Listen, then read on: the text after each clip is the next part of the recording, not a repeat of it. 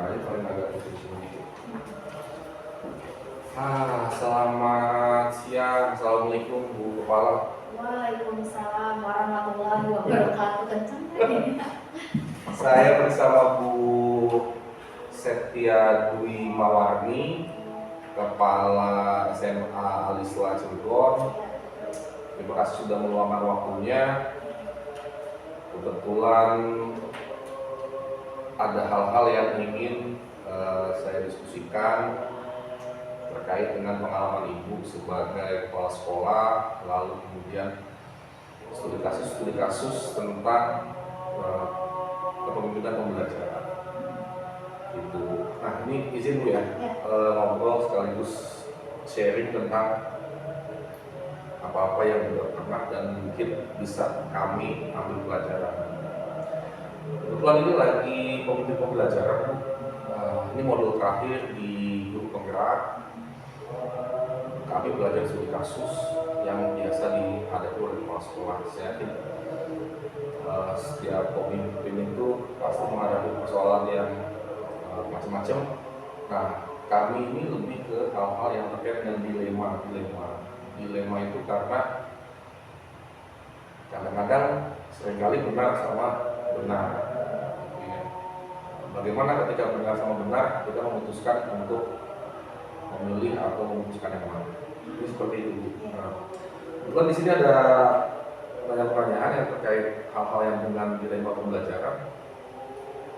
Kalau dilema itu kadang-kadang benar sama benar, karena menghadapi kasus yang ini benar pihak ini, terus pihak ini juga benar, terus pernah nggak menemukan yang seperti itu? Ada, seperti contohnya ya. Saat ini kan ada anak nih yang merasa dirinya itu bisa ya, dirinya itu paling pintar. Nah, di saat ini kasus di kelas 10, di saat pembelajaran sudah KBM sudah berjalan, di tengah-tengah pembelajaran itu anak bahkan tergoncang dengan dilema dia yang harusnya dia bisa masuk negeri. Nah, lain cerita karena dengan keegoisan orang tua juga, yang didukung oleh orang tua juga, yang akhirnya orang tua ini mencari-cari bagaimana anak ini bisa keluar dari sekolah tersebut yang dia tidak sukai. Nah, pada akhirnya si anak ini merasa selama ini dia enjoy lama-kelamaan, dan saya juga butuh pendekatan sama anak tersebut ya, saya dekati orang tuanya, saya panggil, saya home visit gitu ya. Alhamdulillah sampai saat ini akhirnya tidak jadi pindah karena itu tadi keegoisan dari hati nuraninya dia yang mungkin sebelumnya beregoisme sebelum mau ke sekolah yang dia inginkan gitu ya. Mungkin bagi dia itu sekolah yang tadi dicita-citakan lah gitu. Tapi akhirnya anak ini bisa ngambil keemosian dianya itu bisa meredam. Itu kasus kalau masalah anak di kelas 10. Kalau yang di kelas 12 ini emosionalnya lagi di perguruan tinggi. Nah, emosional dia ini satu, dia ada keinginan pengen melanjutkan kuliah. Tapi di sisi lain dia masuk loh, padahal SBMPTN-nya dia masuk. Tapi di sisi lain orang tuanya tidak mendukung. Nah, jadi peran orang tua ini memang sangat penting. Bukan hanya dari pihak dalam sekolah aja. Karena orang tua sekarang itu ada kemungkinan nih berpikirnya anak disekolahkan maka anak udah pure sekolah yang mengurusi gitu. Bahkan kita ini sebenarnya tadinya masalah seperti itu tuh kewalahan, tapi dengan kriteria orang tua yang mungkin gak update tentang informasi tentang ya mungkin ada perguruan tinggi ya, informasi itu mungkin kurang. Bahkan pembelajaran pun orang tua itu pengennya kan update dari kita bahwa anak ini nanti sekolah, belajar, dapat nilai seperti itu dan lulus, dan itu aja. Tapi tidak mengupgrade untuk ke depannya anak ini arahnya kemana. Sedangkan sekolah sendiri punya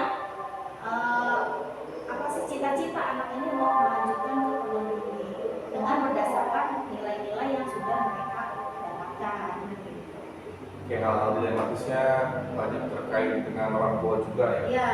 Orang tua di satu sisi benar juga, cuma kurang update, terus anak juga, ya anak sih mungkin ya benar karena bisa diarahkan ya, Iya. seperti itu.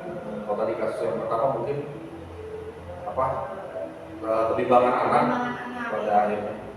Nah, untuk bisa sampai keputusan untuk oh saya akan melakukan ini, oh saya kasih seperti ini, itu proses perjalanannya gimana?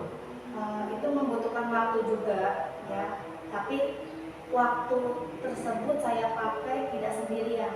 Saya berusaha dengan teman-teman sejawat saya, contoh dengan lokasi kesiswaan, dengan kurikulum sendiri karena terkait dengan pembelajaran. Kalau kesiswaan dengan kedisiplinannya gitu kan, kemudian dengan guru BK itu sangat penting karena sekarang proses untuk dia lanjut atau tidaknya bisa naik ranking SBMP apa SBMPTN ya.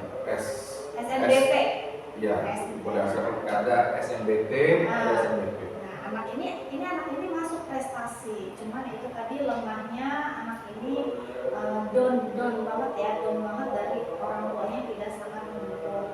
Nah, itu proses yang saya lagi jalani supaya anak tersebut bisa melanjutkan, setidaknya anak itu bisa melanjutkan.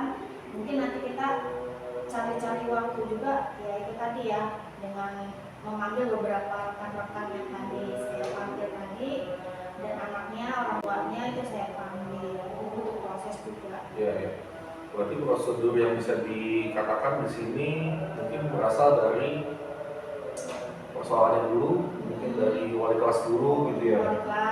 Dari wali kelas, terus ke guru BK, dari guru BK laporan ke kesiswaan ya. Terus dari kesiswaan sebenarnya udah cukup karena kesiswaan, karena kalau kriteria anak sebenarnya dari kesiswaan itu langsung angkat ke kepala sekolah.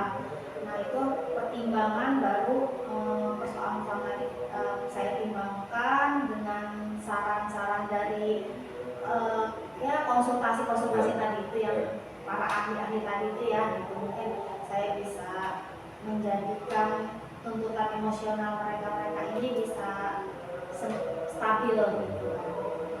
Yang Ibu anggap paling efektif dalam menyelesaikan persoalan seperti ini apa gitu? Yang lebih efektif? Ya, maksud saya yang apa ya? Mengambil keputusan. Iya, ketika ngadepin dilema seperti itu, apa yang Ibu anggap paling efektif?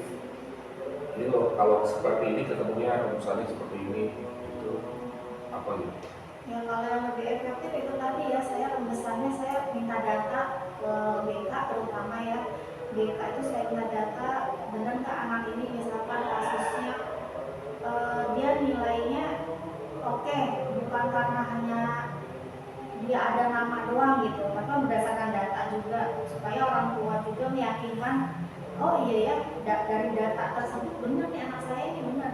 Karena orang tua sekarang itu kebanyakan memang pengen realnya aja gitu tuh. Yang penting udahlah anak itu bisa lulus saja udah gitu kan. Akhirnya saya minta banyak data, terus ya tadi itu dengan konsultasi dengan rekan-rekan sejawat tadi bisa dijadikan pertimbangan juga gitu ya. Itu lebih efektif sebenarnya. Eligibilitas ya kalau nggak salah ya, termasuk ke kampus. Iya benar. Eligibilitas. IPA berapa orang, IPS berapa orang, biasanya kayak gitu. Karena di kami hanya jurusan IPA IPA. aja ya, jadi ya sebenarnya udah cukup terjangkau gitu dengan data gitu ya. Di PDSS itu udah kelihatan, ya di PDSS itu udah kelihatan. Bahkan kemarin ini kita sudah dapat dari 22 siswa itu yang masuk 10 siswa gitu kan. Berarti kan kriteria 10 ini yang anak-anak ini yang kriteria negeri ini loh kita tampung dulu nih. Tapi ya itu tadi emosionalnya orang tua itu ada yang mau dilanjutkan, ada yang tidak. Padahal sayang banget ya. Padahal udah dapat gitu kan negerinya gitu sih. Sangat sayang.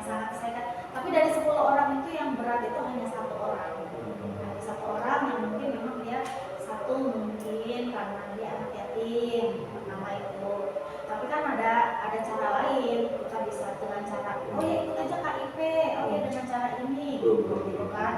masih banyak jalan sebenarnya dengan cara-cara itu, tapi kita benar-benar emosional kita juga ke orang tua ini bisa apa ya, menyambungkan lah gitu. Jangan sampai orang tua tuh udahlah nggak usah juga gitu kan, tapi kita tidak tahu kan gitu kan.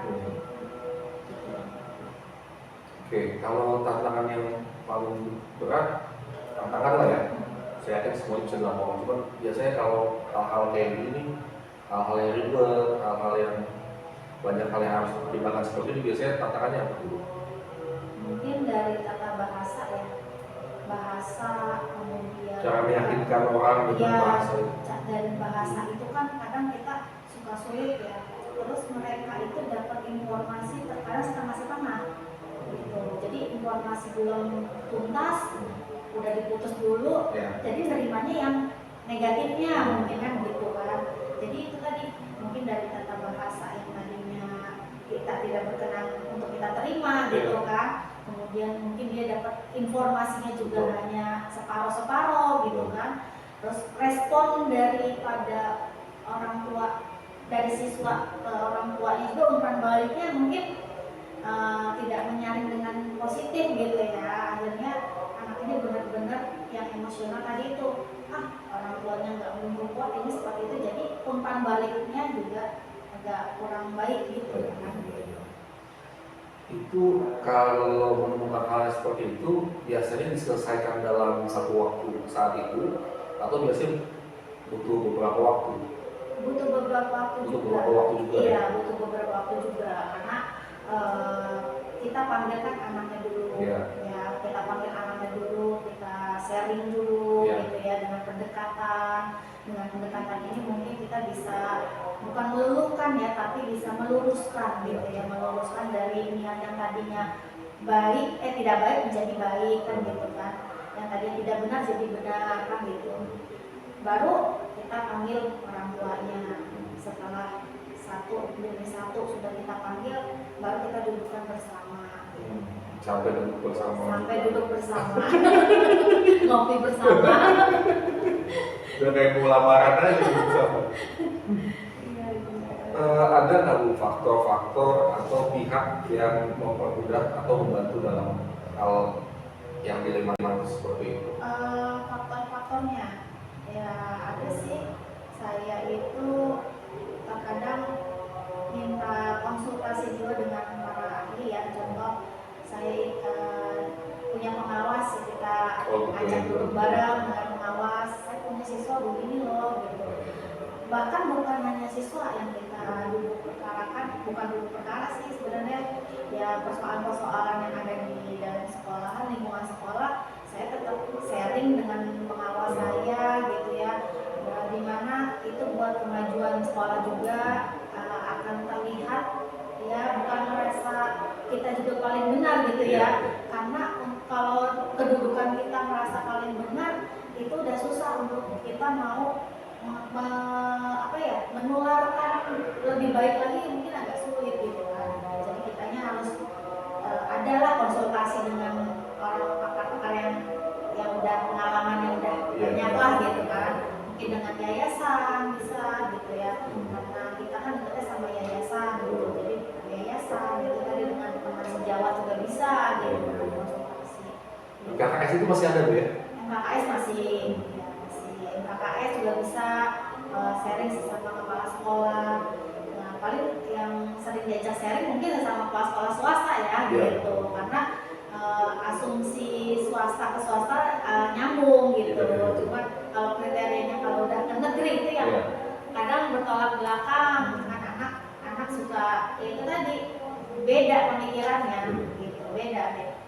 Saya lihat, saya pernah ngajar di negeri sama di swasta gitu, itu perbandingannya emang sangat luar biasa gitu kan.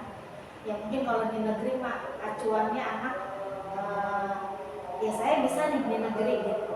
Kalau di swasta mungkin emosionalnya masih tinggi gitu ya. Emosional di sini, emosional belajarnya mungkin di tingkat ada yang turun ya, biasa aja lah, inilah gitu, swasta ini kok gini gitu. Itulah anak-anak zaman sekarang mungkin ya, anak zaman Gen Z. Betul Gen Z. Ini pertanyaan terakhir Bu, pelajaran apa yang dapat dipetik dalam proses pengambilan keputusan yang dilematis kayak tadi? Pengambilan keputusan tadi ya.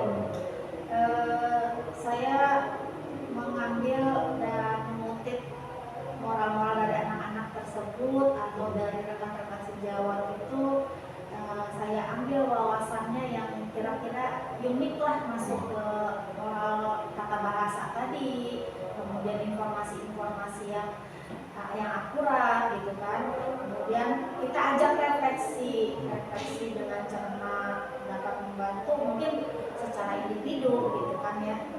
Refleksi itu lebih refleksi diri ya, itu membangkitkan kita juga untuk bisa mengevaluasi seperti ini. Oke Bu Kepala, terima kasih banyak waktunya. Sering ketemu di luar, akhirnya ketemu juga di dalam. Mudah-mudahan keluar dalam ketemu lagi. Insya Allah, terima kasih sama-sama.